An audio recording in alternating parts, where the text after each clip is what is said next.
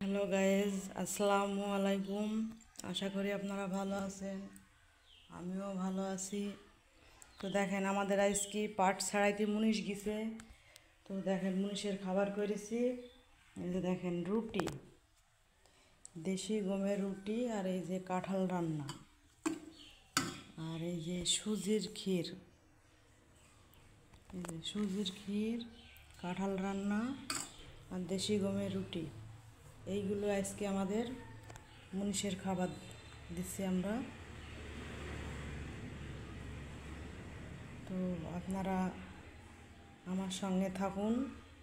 দুপুরের কি আয়োজন করব ফের আপনাদের সামনে আমি আসবো নিয়ে। তো আপনারা ভালো থাকেন সবাই। তো কীরকম লাগলো আপনারা আমাকে কমেন্টে জানিয়েন।